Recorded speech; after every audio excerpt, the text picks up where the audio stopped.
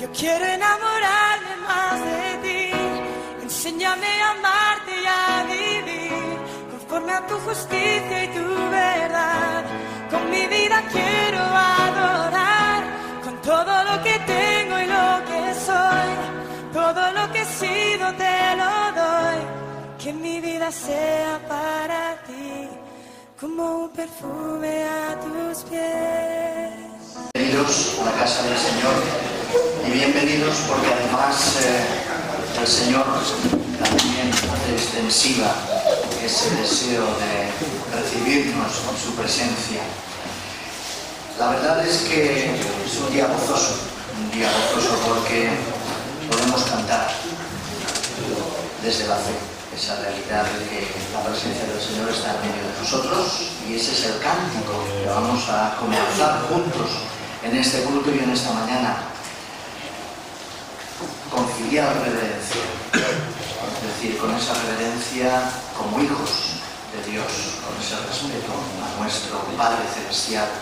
¿Para qué? Dice el cántico que vamos a expresar, pues para escuchar su voz, para poder entender su palabra, para ver qué es lo que hoy tiene que decirnos a través también del culto y de la predicación. Vamos a ponernos en pie y vamos a entonar este precioso cántico de adoración y de reconocimiento a Dios.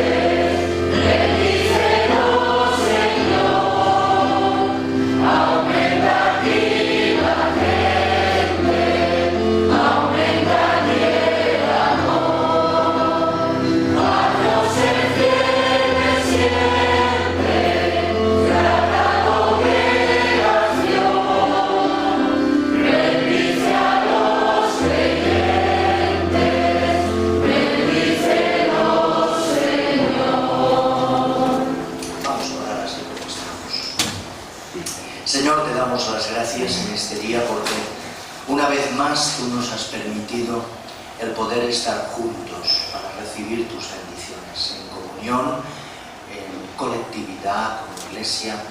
Necesitamos, Señor, esa mano generosa que derrama sobre nuestras vidas cada día tus bendiciones. Fuente, Señor, para nosotros de fortaleza y también de renovación espiritual. Queremos, Señor, en esa presencia en la que nos encontramos, también reconocer tu majestad. Tú eres nuestro Dios, tú eres el Rey de Reyes, y venimos ante ti, Señor, con regocijo, venimos ante ti con ilusión, y venimos ante ti, Señor, con la intención de presentarnos en humildad ante tu grandeza. Reconocemos que somos tus hijos y que tú, nuestro Padre celestial, nos ha redimido y nos ha salvado a través de nuestro Señor Jesucristo. Gracias, Señor, por poderte llamar Padre. Gracias, Señor, por saber que suples cada una de las cosas que nuestra vida necesita. Y te damos las gracias porque tú, mejor que nadie, sabes, incluso mejor que nosotros mismos, qué es lo que cada alma necesita. Queremos pedirte también que recibas nuestra alabanza, nuestra adoración, nuestro pensamiento, Señor, en nuestro corazón en esta mañana, de una manera que te agrade también. Ayúdanos, Señor, a escuchar tu palabra. Ayúdanos, Señor, a sentir también cómo tu Espíritu Santo quiere trabajar en nosotros. Por eso, que también seamos dóciles a esa transformación que Él quiere operar en nuestras vidas. Bendícenos como iglesia, Señor. Ayúdanos a ser una iglesia que ciertamente tengamos, como hemos escuchado en la escuela dominical esta mañana, relevancia en nuestra sociedad. Queremos ser una iglesia que signifique algo para esta sociedad en la que tú nos has puesto y que pueda aportar ciertamente esa palabra que tanto necesitan nuestros conciudadanos. Queremos pedirte, Señor, que tú nos alimentes en esta mañana. Gracias, Señor, porque estamos aquí y te pedimos por aquellos que no pueden estar. Te pedimos por aquellos que están enfermos, por aquellos que están débiles en la fe, por aquellos que están desanimados, por aquellos que están sin interés en asistir a tu casa. Avívales, Señor. Dales tú, Señor, con tu presencia, la reflexión, el pensamiento necesario para levantarse de esa situación y poder acudir a la casa del Padre. Queremos también, Señor, pedirte que en esta mañana tú nos ayudes a centrarnos en ti y apartar de nuestro pensamiento todas aquellas cosas que puedan impedir que recibamos en plenitud tu palabra y tu presencia. Y te lo pedimos en el nombre de Cristo Jesús. Amén. Bien, vamos a sentarnos. Queremos hacer una bienvenida extensiva a todos en esta mañana. En especial tenemos un matrimonio que nos visita de Estados Unidos. Van a estar un par de semanas por aquí en Tarragona y deseamos también pues, que se sientan a gusto en familia, entre amigos, entre hermanos, también en esta mañana y los días que puedan estar por aquí. Tenemos a Pepe también ahí entre nosotros, un domingo más. Nos gozamos de esa presencia también y de ese ánimo que le trae también hasta aquí. Y bueno, y deseamos que juntos pues en esta mañana podamos disfrutar. Hay una lectura bíblica que quisiera compartir con vosotros antes de empezar el tiempo de alabanza que nuestra hermana Cristina Avilés llevará en esta mañana y dirigirá. Pero en Hechos de los Apóstoles, en el capítulo 2, los versículos del 42 al 47, dicen así. Hechos 2, del 42 al 47. Hablan sobre cómo era la vida en aquella primera comunidad cristiana. Dice, todos se mantenían constantes a la hora de escuchar la enseñanza de los apóstoles, de compartir lo que tenían, de partir el pan y de participar en la oración. Todo el mundo estaba impresionado a la vista de los numerosos prodigios y señales realizados por los apóstoles. En cuanto a los creyentes, vivían todos de mutuo acuerdo y todo lo compartían. Hasta vendían las propiedades y bienes y repartían el dinero entre todos según la necesidad de cada cual. A diario acudían al templo con constancia y en íntima armonía. En familia partían el pan y compartían juntos el alimento con sencillez y alegría sincera. Alababan a Dios y toda la gente los miraba con simpatía. Por su parte, el Señor aumentaba cada día al grupo de los que estaban en camino de salvación.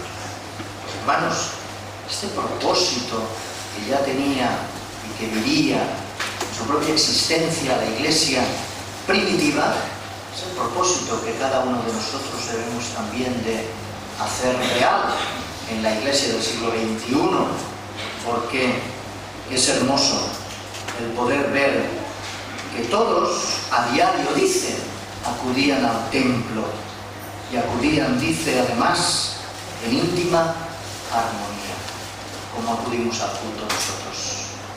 No acudimos cada día al culto, no acudimos cada día al culto, pero cuando acudimos al culto, ¿cómo acudimos? ¿Estamos en íntima armonía? No solo con el Señor, sino también los unos con los otros. ¿Acudimos en familia? ¿Acudimos en este aspecto con esa necesidad y sed de sentir, de escuchar, de vivir a Dios y de encontrarnos con los hermanos? Pues bueno, he dejado esta lectura para que sea motivo de reflexión y al mismo tiempo deseo en nuestros corazones para que también nosotros, como aquella iglesia primitiva, podamos disfrutar de los cultos y venir con este motivo y con este sentimiento a nuestros cultos. Vamos a abrir pues este periodo de alabanza esta mañana y que, como os decía Cristina, pues va a pasar aquí, Cristina Vilés, nos va a dirigir.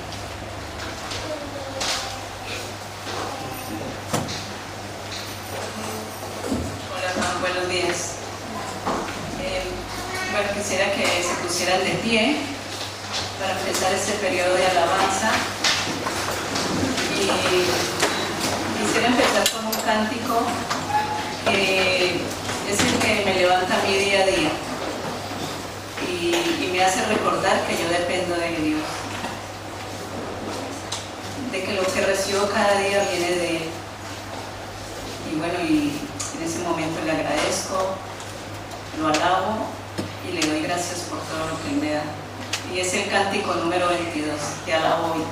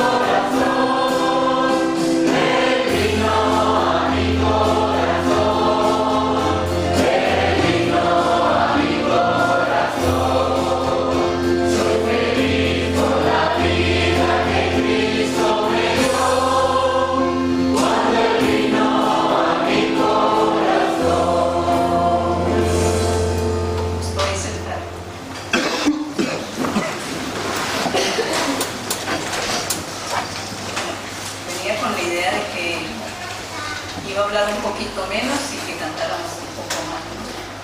Pero no es porque no tengamos nada que decirle al Señor, sino porque pienso que la alabanza cantada también es una manera de expresar lo que hay en nuestro interior, ¿no? Y que también por medio de ella, pues el Señor recibe la honra y gloria. Y entonces quiero que sigamos cantando, dándole la gloria a Él, y es con el cántico número 42, dar gloria y honra.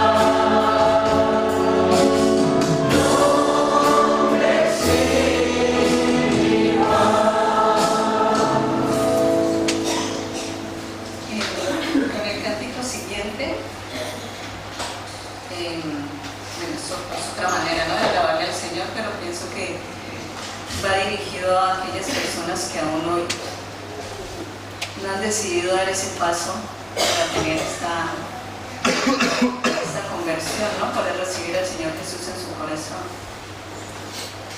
Y bueno, pues quería decirle que no lo dejes para mañana.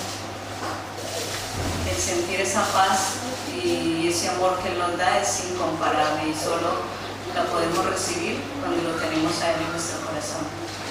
Y es el cántico número 4, que dice: Dios te ama.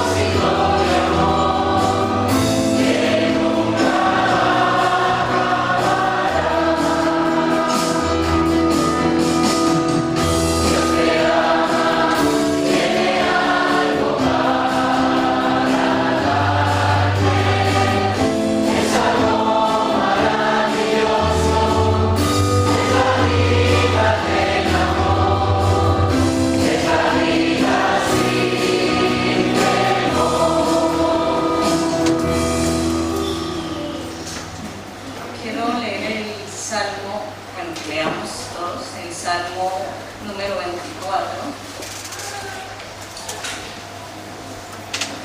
Porque ya no lo está viendo. Bueno, el Salmo número 24, del 1 al 6. Dice el Rey de Gloria. De Jehová es la tierra y su plenitud, el mundo y los que en él habitan. Porque él la fundó sobre los mares y la afirmó sobre los ríos. ¿Quién subirá al monte de Jehová? ¿Y quién estará en su lugar santo? El limpio de manos y puro de corazón, el que no ha elevado su alma a cosas vanas ni jurado con engaño. Él recibirá bendición de Jehová y justicia del Dios de salvación. Tal es la generación de los que buscan tu rostro, oh Dios de Jacob. Y bueno, quería dar una pequeña reflexión sobre estos versículos. Bueno, los primeros versículos que nos habla del dominio de Jehová sobre todo lo creado, ¿no? Que todo le pertenece a él. Nos habla también como un Dios salvador y de la importancia de ser perdonados por Dios, y que eso es solamente por la obra redentora de Jesús. También nos habla de la santificación, que es el resultado de la conversión. El nuevo nacimiento es lo que cambia al pecador en su interior. Por eso Jesucristo dice que es necesario nacer de nuevo, para que este cambio interno en el creyente se refleje en lo externo, o sea, en la conducta del cristiano. Y en los últimos versículos, la santificación y bendición se obtiene de la búsqueda continua del creyente a Dios. Así pues que quiero que le pidamos al Señor que nos renueve, que nos ayude a acudir a Él más constantemente para tener más comunión con Él. Y quisiera que se lo dijéramos con el cántico número 26 para terminar, que dice: renuévame. El número 26.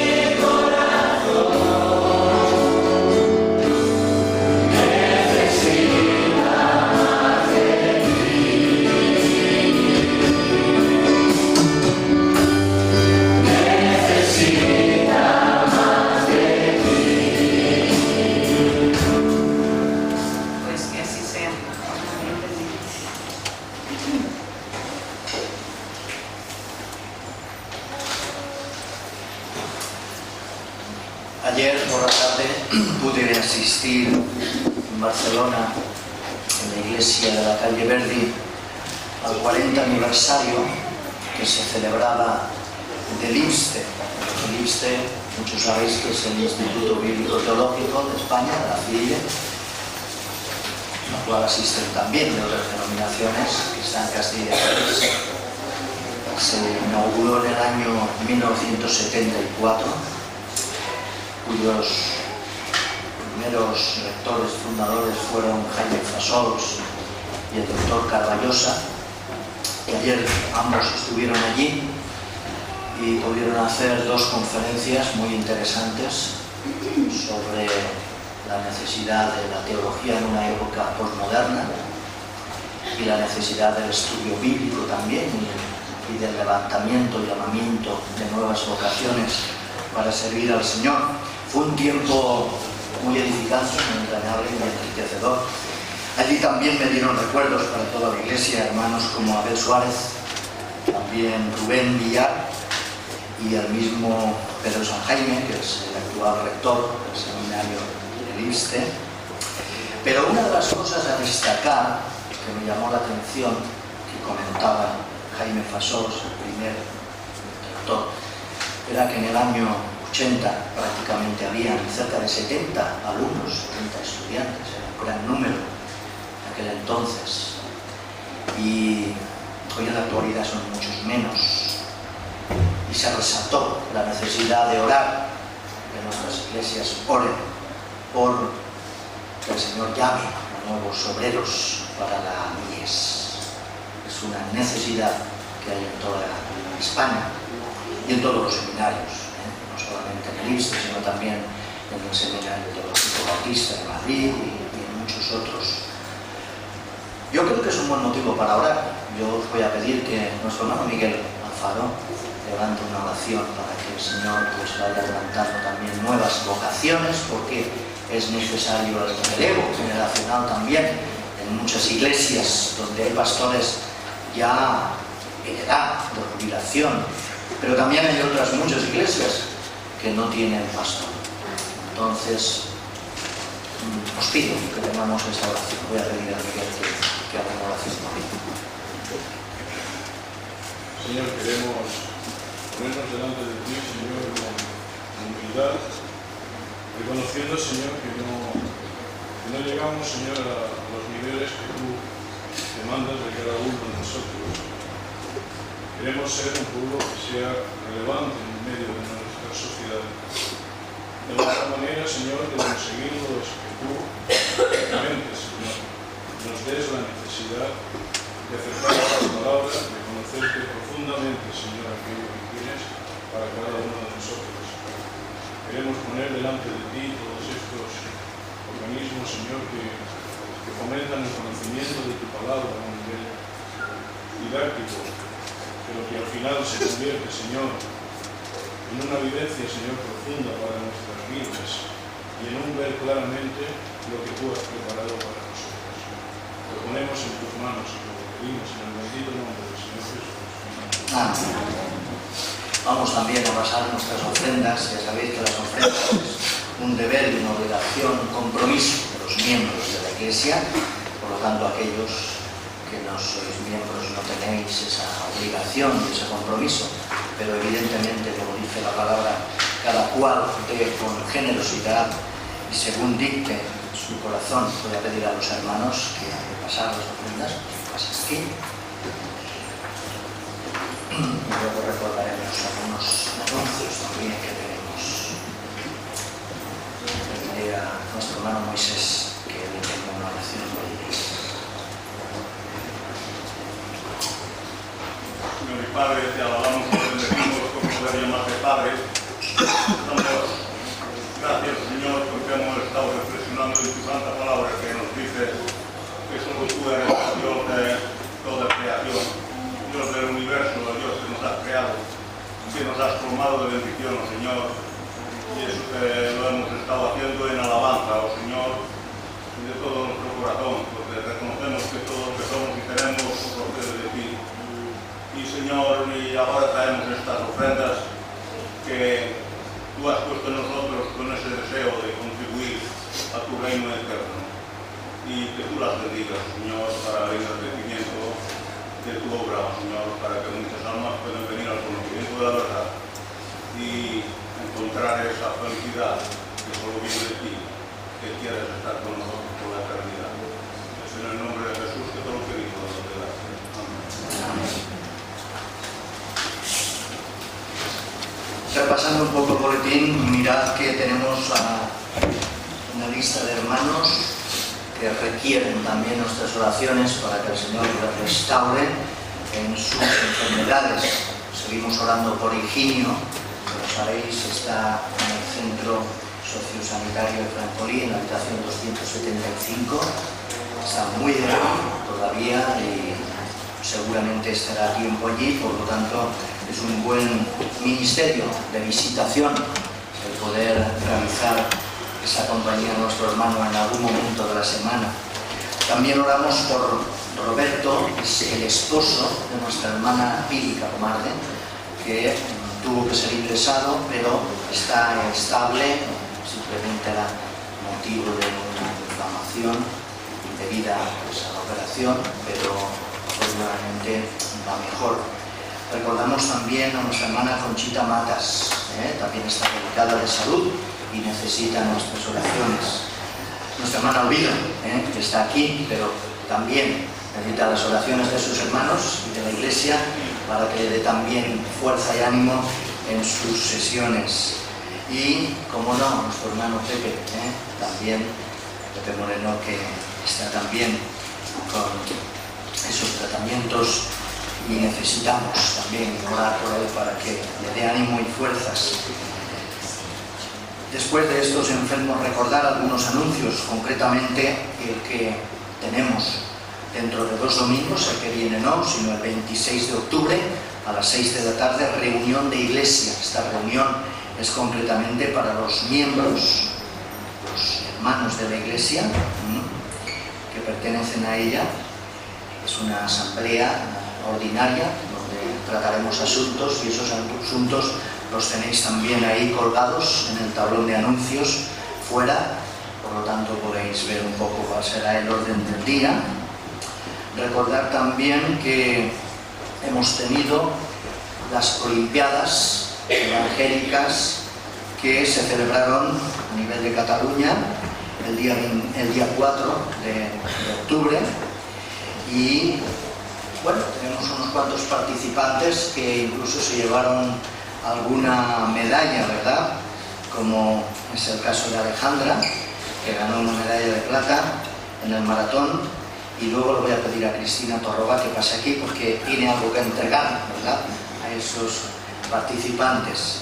Pero un anuncio más, el próximo sábado, el día 18, tenemos reunión de Consejo de Iglesias de la FIEIDE. Y esta reunión se celebra en Arenys de Mar, más allá de Barcelona, por lo tanto un servidor también irá, pero tengo sitio y pido que si algún hermano o hermana quiere venir porque le gustaría pues estar todo el día en esa reunión, comeremos juntos y ver de qué se trata y cómo se gestionan, se tratan los asuntos a nivel pues de FIEIDE regional, pues que sepa que me lo puede decir luego y venirse conmigo y estaremos pues en esa reunión del próximo sábado. Así es que si alguien tiene el sábado libre, pues ya sabe, me lo tiene que decir para poder apuntarlo, porque tenemos que hacer la reserva de la comida y así uno no irá solo. Bien, pues vamos a dejar a Cristina Torroba que pase aquí, que nos explique un poquito cómo fue esto. Buenos días. Pues esta prueba se han tenido explicado en los fueron 20 participantes y damos una medalla, pero y vamos a repartir los diplomas. Para Paula.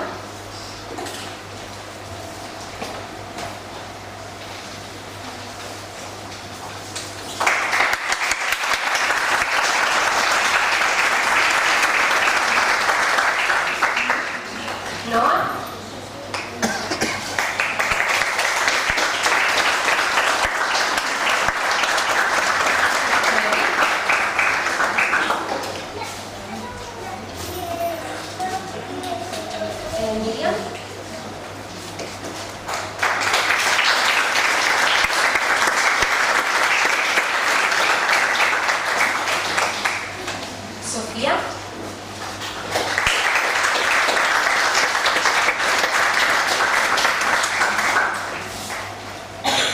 Margaret, no sé si...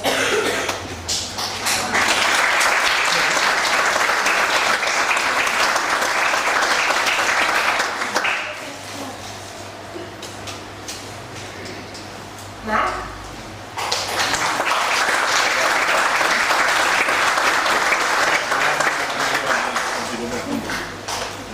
Jesulina. Y este es para Santiago, que aunque no pudo participar, estuvo ahí animándonos a todos.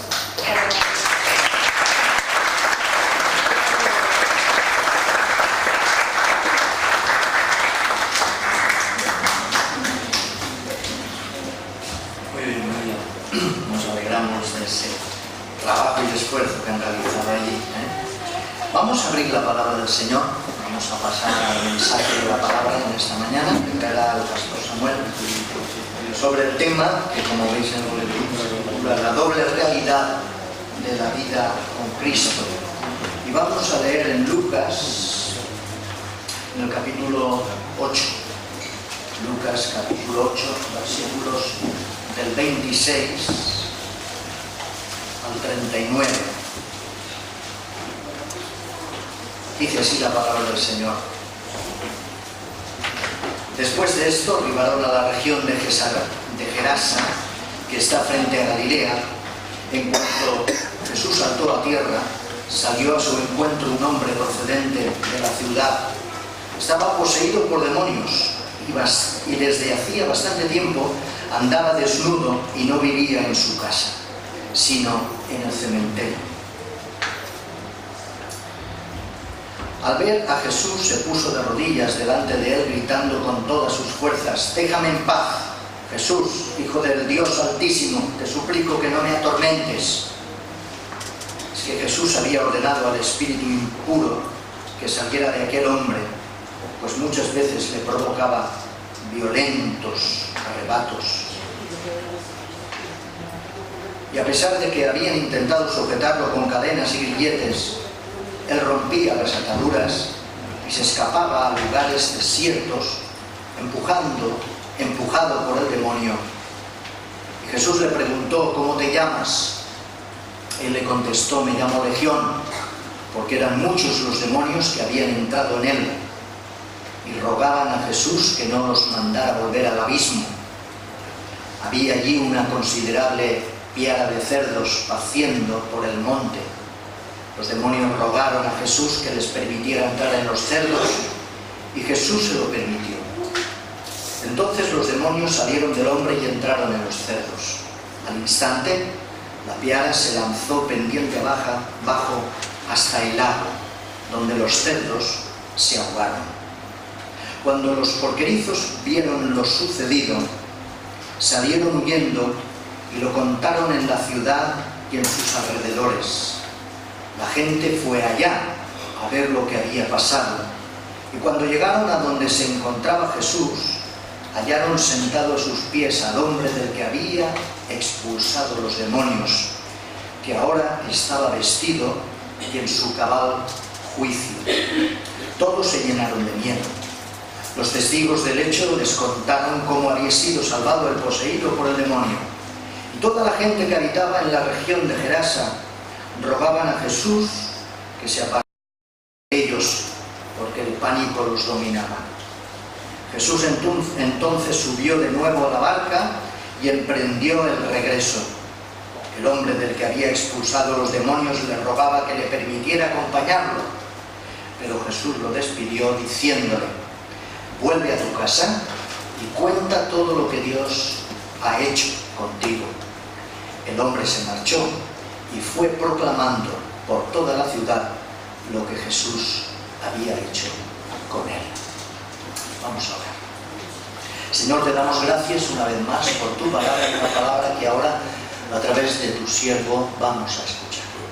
Queremos que tu espíritu descanse sobre el pastor Samuel, para que tú, Señor, le conduzcas a trazar esa palabra de verdad, con agilidad y con veracidad. Queremos que esa palabra nos toque, queremos que tu palabra crezca, queremos que nos provoque y queremos que una vez salidos de aquí sepamos ponerla en práctica a lo largo de la semana.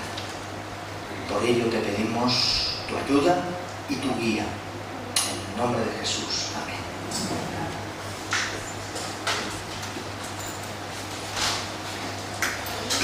No sé si habéis leído en alguna ocasión este texto que encontramos en el Evangelio.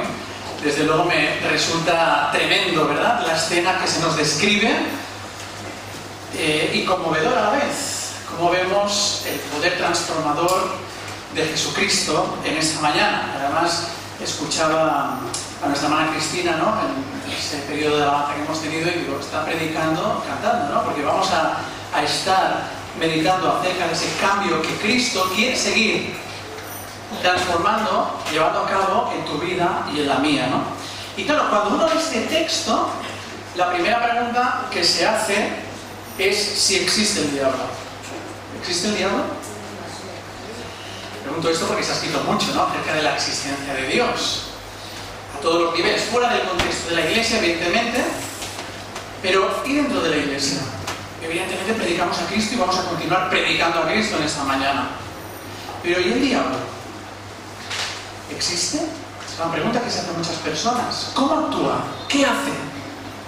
Es evidente que para nuestra sociedad y para nuestra cultura, que va por la línea racionalista, culta, pues el diablo muchas veces para muchos es un mito, una idea, un símbolo de algo que el ser humano utiliza pues para explicar el mal, ¿no? Pero entonces surge la siguiente pregunta, y es cómo se explica el mal, ¿no? Si algunos pueden llegar a dudar de la existencia del diablo, ¿cómo explicamos el mal?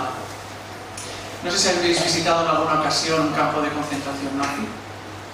Nosotros hace 3 o 4 años estuvimos en Dachau, allí por Múnich, y la verdad es que uno se da cuenta que un campo de concentración, en este caso en el contexto de nazi, ¿no?, es un lugar donde se puede ver perfectamente la inteligencia del mal detrás de una actividad maligna llevada a cabo por unos seres humanos, como es un campo de concentración. Yo no quiero volver más, ya tuve bastante con aquella ocasión, ¿no?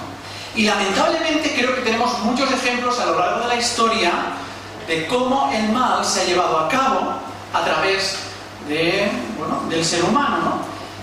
No solo a lo largo de la historia, también tenemos ejemplos actuales. La guerra de Siria, una guerra la estamos viendo cada día en la televisión, ¿no? Una guerra tan brutal como todas las demás, pero fijaos que los que estudian, los politólogos, ¿no?, y todos los historiadores, que están muy al caso de lo que está sucediendo en los contextos históricos actuales, nos dicen que hay algo novedoso en estas guerras que están sucediendo hoy en día en pleno siglo XXI, como es la de Siria, y es que se están grabando escenas brutales, escenas realmente repugnantes, de torturas, de ejecuciones, y se están colgando en YouTube para que esa maldad pueda ser visible a nivel mundial.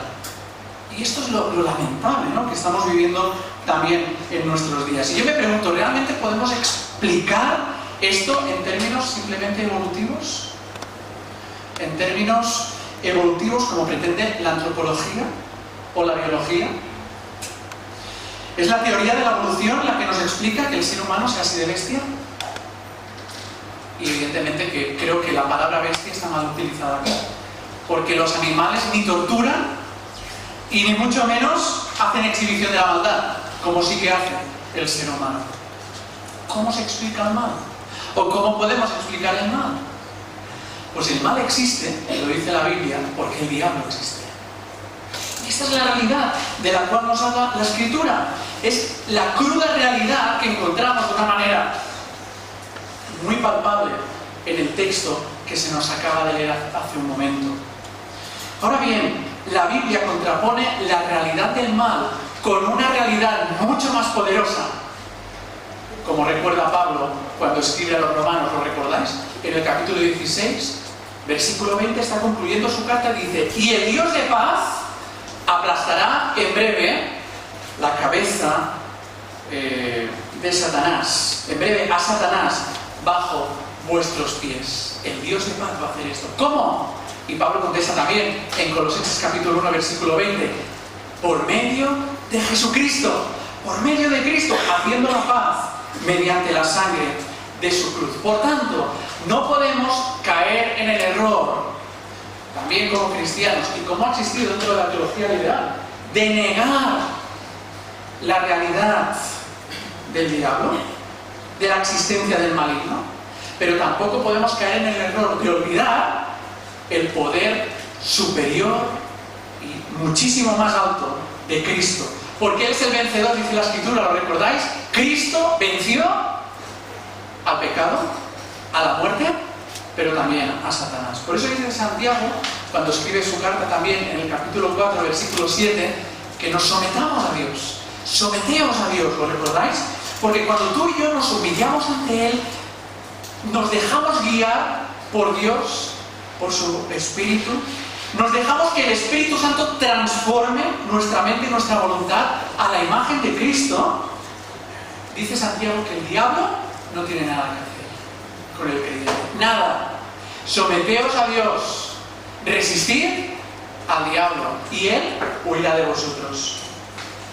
Y estos no son mitos, como os decía hace un momento, no son conjeturas teológicas, como se defienden no solo desde algunas disciplinas científicas, sino también desde la teología liberal, que quiere negar la existencia de Satanás y que dice, sí, Dios existe, Dios es amor, y el mal, bueno, se ha pretendido explicar a través de la personificación de un personaje imaginario como Satanás, y realmente no es así, ¿no?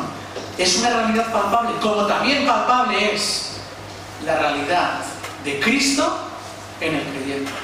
La realidad del Espíritu Santo obrando con poder en cada uno de aquellos que nos sometemos a Dios, por supuesto, que acudimos a Él y que dejamos que Él nos guíe, ¿no?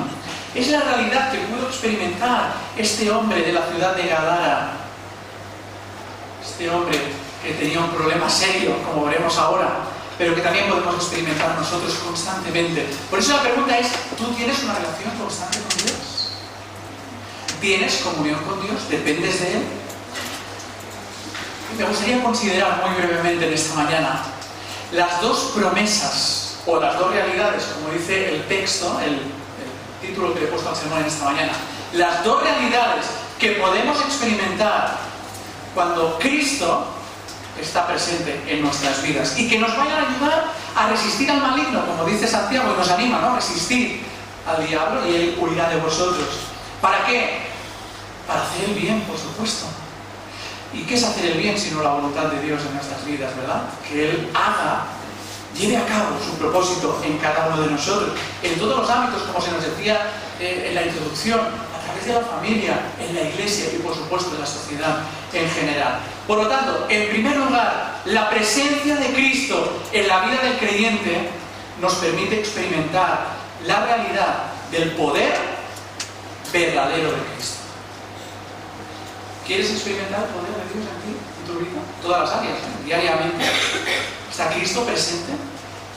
Fijaos que este relato, para poneros un contexto, viene precedido de otros hechos milagrosos que ha estado efectuando el Señor Jesús desde el inicio de su ministerio. Si os vais al capítulo 4 veréis cómo Jesús ha empezado a efectuar una serie de sanaciones, una serie de curaciones. La gente está maravillada de lo que el Señor Jesús está haciendo, pero ¿por qué está interesado el evangelista, en este caso Lucas, pero también podemos ir a los sinópticos, en resaltar ese poder real de Cristo en la vida de las personas y en este caso en su enfermedad? ¿Por qué? Porque evidentemente para muchas de las personas que estaban entrando en contacto con Jesús, Jesús era un maestro sabio, pero ya está. Y es verdad que era un maestro sabio. Tenemos las bienaventuranzas, las enseñanzas del Sermón del Monte, en donde la gente se quedaba maravillada después de escuchar al maestro. Pero fíjate que los evangelistas, y evidentemente Dios mismo, está interesado en recordarnos que Él es más que un maestro sabio, que lo es. Él es el Señor de la creación, como hemos cantado, pero quiere ser el Señor de nuestras vidas. Quiere transformarnos para que le sirvamos a Él y no para que sirvamos a los intereses del mal de Satanás mismo. Hay dos aspectos objetivos en este texto que nos hablan de la realidad del poder sobrenatural de Dios en Cristo Jesús. La realidad de la deidad de Dios en Cristo, pero también la realidad de este poder sobrenatural que va más allá del ámbito, lógico, racional o natural, que no podemos explicar, evidentemente, con una probeta de laboratorio o con un ensayo clínico. Vienen de Dios directamente. Son cosas que Él obra, porque de Él es todo el poder. Y esta primera realidad la encontramos en el versículo 28. Fíjate. Dice Lucas, refiriéndose al hombre de Gadara, al ver a Jesús, y esto es importante, recordemos que no se habían visto antes. Dice el versículo 22 que Jesús ha dicho a sus discípulos coger la barca y pasemos al otro lado de la orilla del mar de Galilea. No habían tenido ningún tipo de contacto, no sabía que el hombre, o no había escuchado acerca de Jesús, y dice que lanzó un gran grito y postrándose a sus pies exclamó a gran voz: ¿qué tienes conmigo, Jesús, Hijo del Dios Altísimo? Te ruego que no me atormentes. ¿Quién le había enseñado a este hombre quién era Jesús? ¿Quién le había dicho a este hombre que llevaba años, como veremos ahora, aislado en un cementerio, atado con cadenas, porque era tan agresivo que preferían tenerlo así? ¿Quién le había contado que Jesús era el Hijo del Dios Altísimo? A estas alturas del ministerio, nadie había identificado a Jesús todavía como el Hijo de Dios, como el Mesías prometido. No será hasta el capítulo siguiente que encontraremos la confesión de Pedro: tú eres el Cristo, el Hijo del Dios viviente. Pero hasta ahora, como decíamos, nadie lo había identificado como el Cristo. ¿Por qué al ver a Jesús sabía que no era una persona más normal de la sociedad que le rodeaba? Pues precisamente porque estamos ante un caso en donde hay un problema espiritual, en donde las fuerzas del mal tenían dominada la mente y la personalidad de esta persona, que le llevaba a actuar de una manera violenta, agresiva. Y ya adelanto que estamos ante un problema espiritual, no un problema de otro tipo, no un problema físico, ni nada por el estilo. Lo digo porque no podemos caer en el error de ver demonios en todos los lados, ni mucho menos, evidentemente, en ningún tipo de enfermedad. Es un problema espiritual que se hace evidente, dice Lucas en el versículo 30, cuando Jesús le pregunta: ¿cómo te llamas? Es que no lo sabía Jesús cómo se llamaba, cuál era el problema, qué es lo que estaba pasando. Claro, pero Jesús iba acompañado de sus discípulos y Él quería enseñarles cuál era realmente el problema de aquella persona, que era un problema espiritual. Y dice que contestó aquel hombre: me llamo Legión, una legión romana. ¿Cuántos hombres eran? Me parece que eran unos 3.000, ¿no? 3.000 o 5.000. Multitud. Dice, porque muchos demonios habían entrado en él. Por lo tanto, aquel hombre reconoció a Jesucristo, reconoció al Hijo de Dios Altísimo, porque estaba bajo el dominio de las fuerzas del mal. Y como dice Santiago 2:19, los demonios creen y tiemblan. Y claro que creyeron y temblaron. Dice que se postró porque tenían miedo. Estaban ante el Creador, el Dios encarnado, aquel que tiene todo poder, ante aquel que nadie puede hacer absolutamente nada. Le rogaban, dice el versículo 31, que se marchase. Bueno, le dice, le rogaban que no nos mandase ir al abismo. Es decir, ese momento que evidentemente se producirá cuando haya el juicio, ¿no? Y los que son salvos, pues evidentemente estarán con el Señor y están con el Señor, y los otros serán lanzados juntamente con el diablo y con los otros ángeles que desobedecieron, ¿no? Dice, no nos mandes al abismo. Pero el segundo hecho objetivo que nos habla de ese poder sobrenatural de Cristo, y que lo encontramos en el texto bíblico, es en el versículo 32 y 33, porque aquí se nos habla de una piedra de cerdos. Marcos, si leéis el texto paralelo, capítulo 5, versículo 13, nos dice que eran unos 2.000 cerdos, ¿vale? Que estaban allí, enloquecen de repente, se despeñan por un acantilado y acaban ahogados, ¿no? ¿Por qué estamos ante un hecho sobrenatural? Hombre, porque puede ser que a un cerdo se le cruce los cables, ¿no? Y, bueno, ¿qué le ha pasado a este animal, no? y que le dé por tirarse por un acantilado, ¿no? Que enloquezca.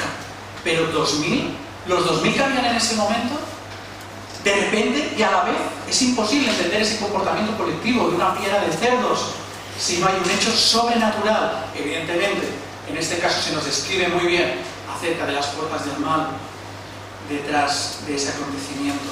Y es en este contexto y realidad de las fuerzas del mal que encontramos el hecho y el poder de Dios actuando en Cristo Jesús, el Señor de la creación. Por eso, creyente, tú y yo sabemos que puede estar muy tranquilo, con el Señor.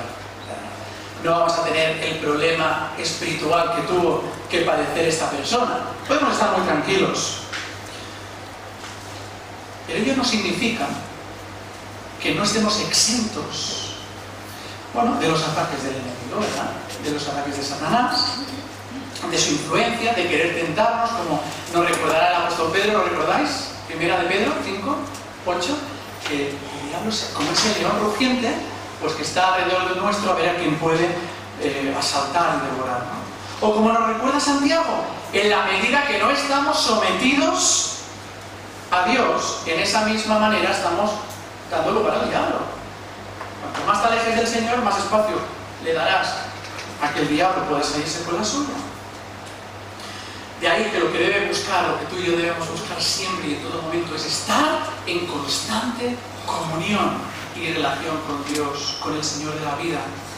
Y leemos en el texto cómo el poder del mal no pudo hacer absolutamente nada ante la palabra restauradora de Jesús. Aquel hombre sanó. Aquel hombre fue libre de la esclavitud del mal y del servicio a las fuerzas del mal y del pecado, ¿no? Con este mismo poder, querido amigo y hermano, el Señor Jesús quiere seguir actuando en tu vida. Si es que estás atribulado, si es que estás cansado, si es que estás, como se nos decía hace un momento, ¿no? en una situación espiritual delicada, ¿no? Quiere obrar Cristo en tu vida. Si es que estás atormentado, si es que estás sumergido en una problemática concreta que te está llevando pues a estar apartado de la presencia del Señor, ¿no? Esta mañana hablábamos de los jóvenes, ¿no? Acerca de la duda. La duda nos tiene que acercar al Señor, nunca alejarnos de Él, ¿no? Por tanto, en primer lugar, la presencia de Cristo en nuestras vidas, hermanos, recordad, una realidad gloriosa, el poder de Cristo en el creyente, que nos ayuda, que nos levanta, que nos encamina, nos da dirección en nuestra vida. Pero en segundo lugar, la presencia de Cristo, y con esto acabaremos esta mañana del punto, vemos que la presencia de Cristo nos permite a ti y a mí como creyentes experimentar un cambio verdadero. No un poder verdadero, que viene evidentemente, que siempre viene de Cristo, sino también un cambio real en nuestras vidas. Y también hemos cantado en esta mañana, quiero ser cambiado, quiero ser transformado a la imagen de Cristo. ¿Quieres tú también esto? ¿Anhelas esto cada día más? ¿Parecerte más a Cristo? ¿Vivir como Él? Versículo 35. Y salieron a ver lo que había sucedido y vieron a Jesús y hallaron al hombre de quien había salido los demonios sentado a los pies de Jesús, vestido y en su cabal juicio. Dice, y tuvieron miedo. Fíjate, Cristo, al igual que con aquel hombre, nos da su palabra de que seremos liberados cuando acudimos a Él de la esclavitud del pecado. Y, por supuesto, del dominio del mal. Y cuando le creemos, cuando confiamos en su poder transformador, verdadero, real, como hablábamos hace un momento, se produce un cambio en nosotros. Y la pregunta es visible ese cambio? ¿Vivimos a Cristo en nuestras vidas? ¿Damos la gloria y la honra que solo se merece? ¿Cuáles son los tres aspectos que se ven en este hombre y que nos hablan del cambio tan espectacular que pudo vivir en su vida? ¿Cuáles son esos tres aspectos que se deben manifestar en cada uno de nosotros y que deben, por supuesto, ser fruto de ese cambio que Cristo ha operado en nosotros? Pues en primer lugar, a este hombre que estaba esclavo del pecado y de las fuerzas del mal, vemos como Jesús le da, en primer lugar, una nueva identidad. Y lo hace, dice el versículo 35, restaurando su vida emocional. ¿Cómo dice que está ahora aquel hombre sentado? ¿Y cómo estaba antes? Y ahora está sentado como estaba antes. Pues de todo menos sentado. Decíamos en un momento que se nos ha descrito como una persona en el versículo 29 agresiva, violenta, hasta el punto que los habitantes de aquella ciudad, bueno, intentaban tenerlo atado con grilletes, porque es que no había manera de convivir con aquella persona, ¿no? Y vemos como tenía tanta fuerza que conseguía arrancar incluso aquellas cadenas, ¿no? Sin embargo, ahora, dice el texto, cuando ha tenido un encuentro personal con Cristo, está sentado a sus pies. Ya no, los frutos son bien diferentes, ahora ya no es agresivo, ya no es violento. Estamos ante una persona que está en paz, que tiene dominio propio, que puede estar sentado perfectamente y no inquieto. Es otra persona. Las evidencias, los frutos, las obras manifiestan un cambio producido por la fe y confianza en el Señor Jesucristo. Fijaos que este hombre, antes de su encuentro con Cristo, estaba marcada por una vida. ¿Cómo estaba él? Una vida en solitario, porque vivía en un cementerio, instalado en un cementerio y con un carácter marcado por la agresividad y el conflicto permanente con los habitantes de Gadar, porque lo tenían atado, porque no querían saber nada de él. Era un problema, era una persona conflictiva. Y ahora que ha experimentado el poder transformador de Cristo, vemos a una persona a sus pies, en paz, manifestando los frutos del Espíritu Santo. ¿Cuáles son? ¿Lo recordáis?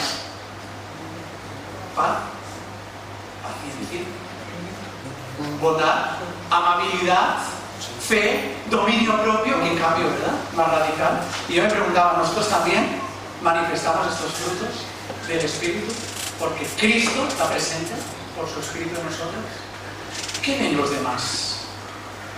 En segundo lugar, Jesús le da una nueva identidad, dignidad. No solo una nueva identidad, está sentado, una nueva dignidad. Dice el versículo 27 que andaba desnudo y ahora ¿cómo está? Vestido.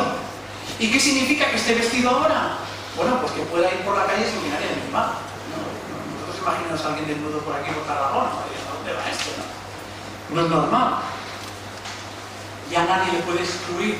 Fíjate cómo el poder transformador de Cristo cambia a este hombre no solo para que pueda relacionarse con Dios, sino también para que pueda relacionarse con sus semejantes. Nuestra relación con Dios también se traslada en nuestras relaciones interpersonales. O huyen de nosotros porque nos ven desnudos. Físicamente, ya no entendéis. Restaura sus relaciones. Antes nadie se atreve a acercarse, ahora está en paz consigo mismo y puede estarlo con los demás. Y esto es algo muy interesante. Porque si no estamos en paz con los demás, tampoco podemos decir que estamos en paz ni con el Señor ni con nosotros mismos. Y si afirmamos lo contrario, nos engañamos. Ya lo dice, ¿no? La Escritura, engañoso es el corazón más que todas las cosas. Aquel hombre, seguramente bajo el dominio de las fuerzas del mal, pensaría: qué raros son estos que no viven en el cementerio, ¿no? Si lo normal es vivir en el cementerio. Lo normal es estar en la condición que estoy yo, ¿no? Mira, estos de aquí, vestiditos, portándose bien por la ciudad, ¿no? El problema lo tienen los demás. ¿No hemos pensado esto también nosotros a veces? Probablemente no entendería por qué lo ataban con cadena. Lo que está haciendo, ¿no? Y por eso hacía lo posible por romperlas. Vivía atormentado, pero atormentaba también a los demás. Porque así actúa el diablo, así actúa el gran engañador. Sin embargo, solo cuando acudimos a Cristo podemos ser liberados de las consecuencias de esa esclavitud del mal y experimentar la auténtica paz. En tercer lugar y último, Jesús le da una nueva perspectiva. No solo una nueva identidad, está sentado, no solo una nueva dignidad, está vestido, sino también una nueva perspectiva. Porque dice el versículo 35 que ahora puede ver las cosas en su sano juicio. ¿O no dice esto? Versículo 35. Sentado a los pies de Jesús, vestido y en su cabal juicio, su sano juicio, ha recuperado la cordura.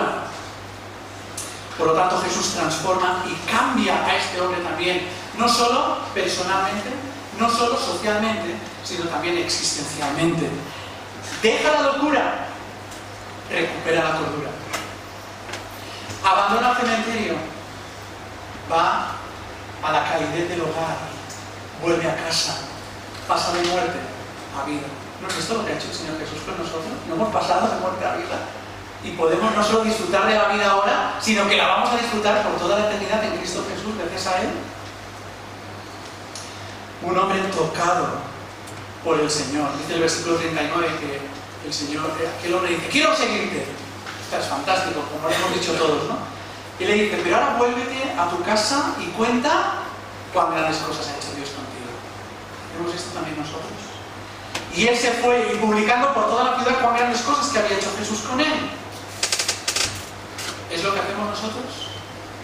Porque no hay nada más importante en esta vida que ser testigos de Jesucristo. Y ser testigo de Jesucristo también tiene que ver con tener un testimonio, un buen testimonio fiel y agradable al Señor. Un cambio que empieza en tu casa. Vuélvete a tu casa. Pero que luego, evidentemente, tiene que darse en todos los ámbitos de nuestras relaciones.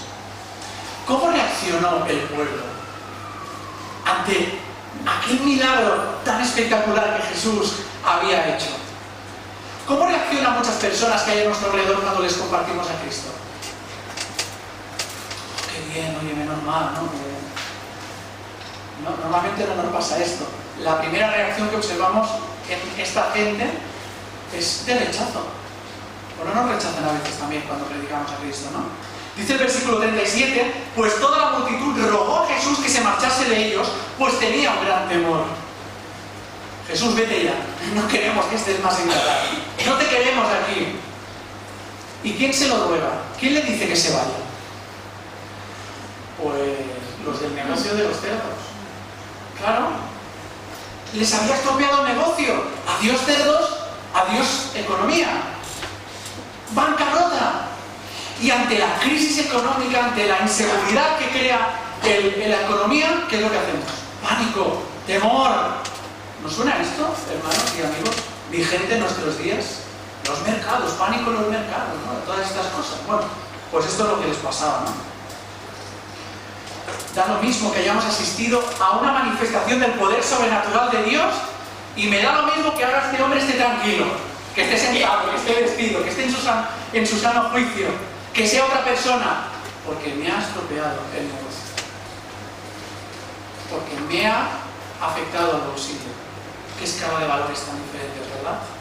Cuando uno está con Cristo o está sin Cristo.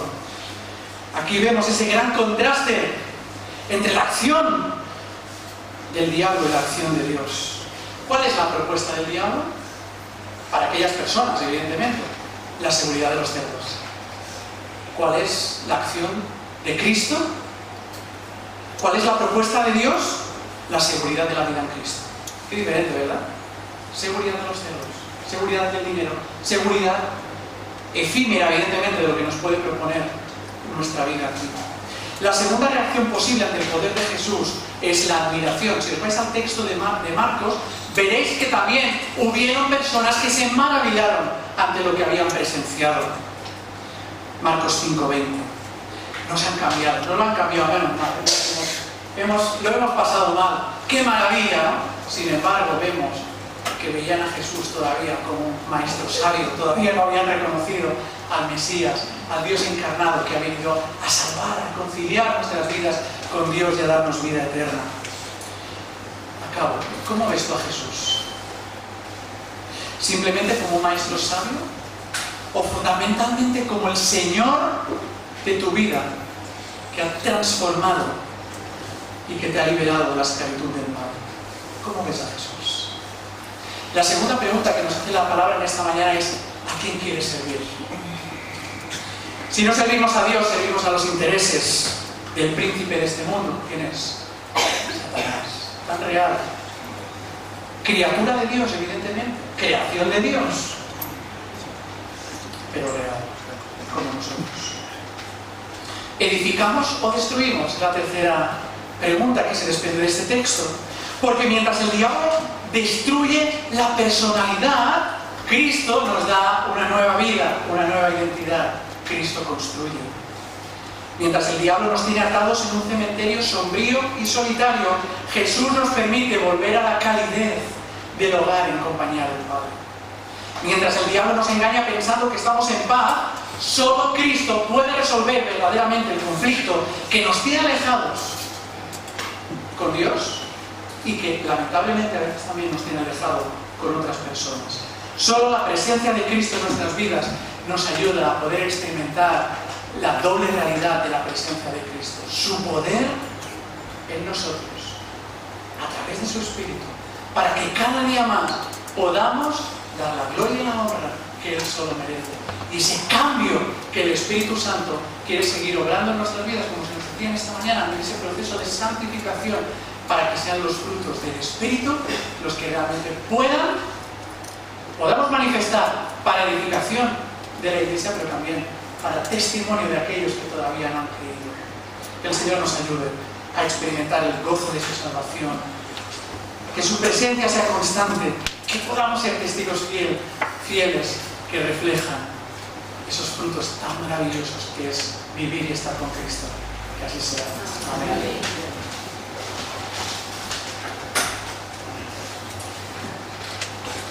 Pues que el Señor bendiga esa palabra en nuestros corazones.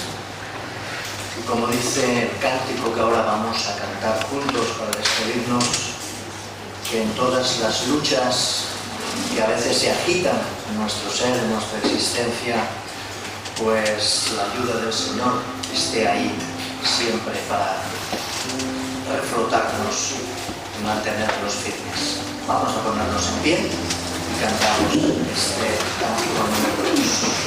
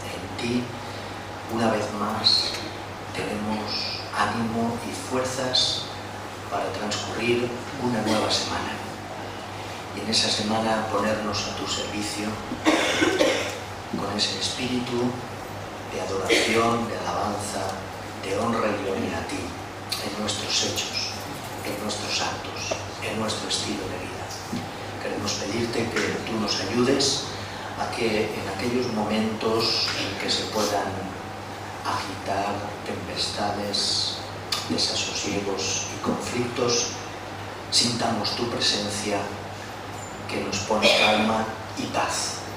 Ayúdanos, Señor, a descansar en ti y a buscar cada día de la semana en tu palabra ese alimento necesario para poder reposar en ti y poder alimentarnos, para que de nuevo el próximo domingo vengamos también llenos y repletos. Bendícenos y cuídanos a lo largo de esa semana. En el nombre de Jesús.